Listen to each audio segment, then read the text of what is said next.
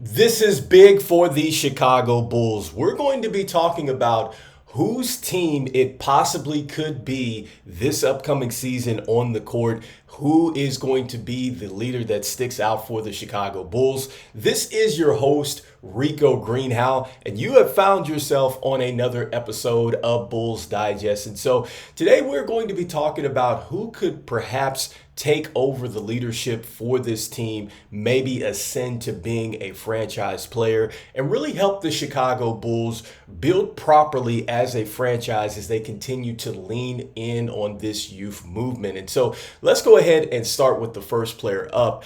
And I'm going to say it is Zach LaVine. And so we have talked about it a couple days here on the network, talking about how Zach LaVine has come in and he has really recommitted himself to the team. A lot of trade reports around him, a lot of this reports out there that there was so much friction and all this and all that. But I love the fact that Zach LaVine has really put all that to the side and he's come in, he's shown that he is healthy, the athleticism is there, and it looks like that he is committed to do anything necessary to help this team win. And so if Zach LaVine is healthy, if Zach LaVine is locked in, could he perhaps be the 1A player for the Chicago Bulls? Sure. I mean, when you look at him offensively, you look at the numbers and the things that he has done, there's been a couple seasons where he has finished in the top 15 as a scorer, so we know he can definitely do that. You see that he has gone out there, he's gotten multiple assists and rebounds throughout the game,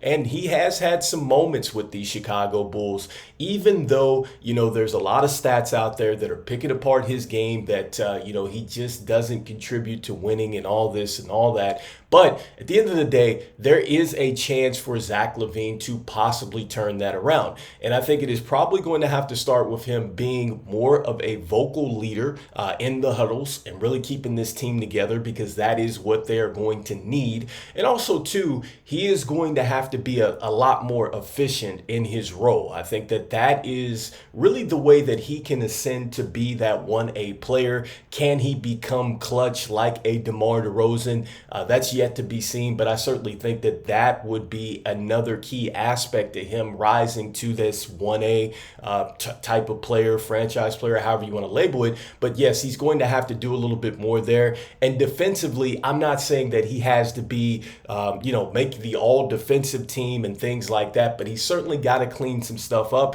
because there is times where he does kind of fall asleep defensively, and that is something that you cannot have happen, especially if you want to become a franchise type of player. And so that is my point with Zach LaVine. And so as we move forward, we move into looking at his numbers. This is what he was able to do on a limited basis last year, 19.5 points a game. I talked about him having multiple assists, and then also too being a good rebounder at 5.2 rebounds per game. Again, this is being limited, with essentially a broke foot or whatever it was.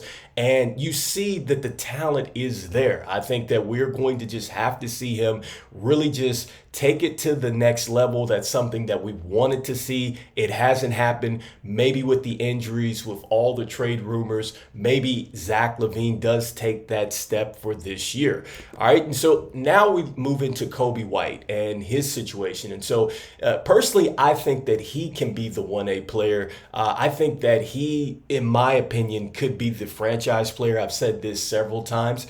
I think that Coby White has been through so much as a player, whether it's injuries, whether it's just the roles, having to come off the bench, being able to play alongside DeMar DeRozan. And he has really excelled in this, okay, because he was 12th in clutch points, and he also, too, was first in clutch assists. Those are winning statistics, all right, and that's something that we don't necessarily attach to Zach LaVine. Again, not picking at his game, but I'm just saying, as far as having winning stats attached to a player, that's going to be Coby White. That's what you would more than likely want with your franchise player. The one thing that I love about Coby White, too, is that as he's ascended, his offensive game has gotten deeper. Like, I think that his bag on the offensive end has gotten so deep. He has the ability to shoot the basketball from deep. He has the ability to get to the floater. I love the way that he attacks the rim. There There were several times where he did posterize some people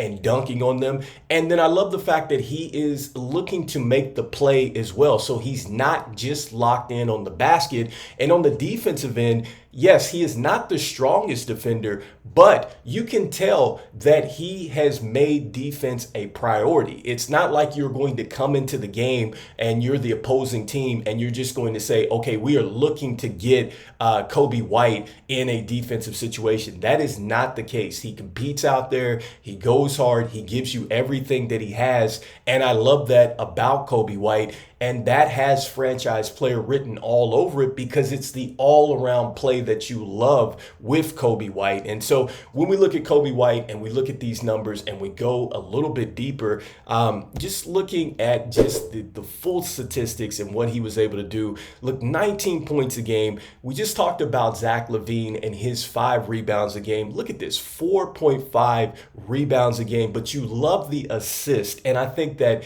you are going to see all these numbers go up as he continues to be the franchise player for the Chicago Bulls. And I think you're going to see that step forward this year. Look at how he is shooting on the corner threes. Look at the threes off the assist. I mean, you just see that with him being able to knock down the 3 ball and then also to be efficient inside the 3-point line, you are just going to see his game. You're going to see the players around them, their games are going to also unlock as well. And so as we move back into it, I wanted to go ahead and throw a bonus out there and look at Josh Giddy. And so for the people out there that say maybe Josh Giddy could be that 1A player, I think right now he's going to be 1C. And this kind of goes into what Billy Donovan has done in the past with OKC and having that 3-guard lineup that he had. And he mentioned this too in media day, but I think that Josh Giddy, what it is now for him and why I don't have him necessarily as a franchise player is because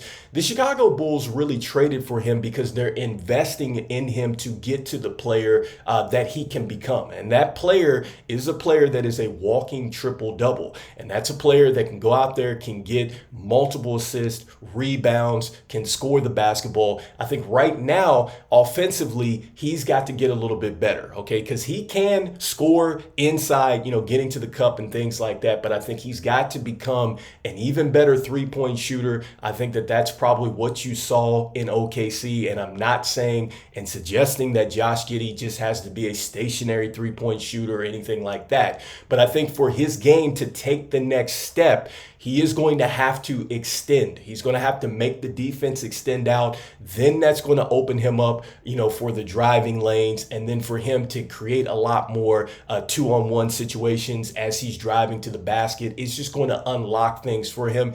And defensively, he talked about it in media day as well. He said, look, I'm at a point in my career where I've got to make a decision. Am I going to go out here and become a better defender, or am I always just going to be this average defender that teams are going to be looking to score on? He in fact said that. And so I think that that is why I don't necessarily have Josh Giddy as the 1A player right now. I think it's because he still would admit that he still needs to get his all-around game together. And so that's what I'm thinking. I'm thinking that Coby White, if there is going to be a franchise player, the leader of this team, the 1A to this team, I think it starts with Coby White. And I think that what we're going to see initially with this team is you're going to see a lot like, I'd say like a Jason Tatum, and also too with what they have in the Celtics with that whole Jaylen Brown, Jason Tatum, how they're able to operate off each other. I could see that dynamic with Coby White and Zach LaVine if he is locked in for this season. So let me know in the comments what you think. Do you think that, yes, it is Coby White who is going to be the franchise player for us and really the leader on the court this year? Do you think it's Zach LaVine? Or, hey, do you think it is Josh Giddy? I'd love to know in the comments what you are thinking, or maybe you think it's another player. So anyhow, before we jump out of here, just want to thank everybody for liking, sharing, and subscribing to the videos. It means a lot to us. as we try to get to our goal of 5,000 subscribers before the NBA season starts. Want to let you know that 64.2% of you that watch the videos are not subscribed. So make sure that you go ahead and you slam dunk on that subscribe button for us, as it means a lot as we try to reach our goal of 5,000 subscribers. Hey, and even though we still haven't figured out who our franchise player is, and we need to in order to continue to build this roster out right, I'm still saying go Bulls, and I'll see you on the next one. Peace.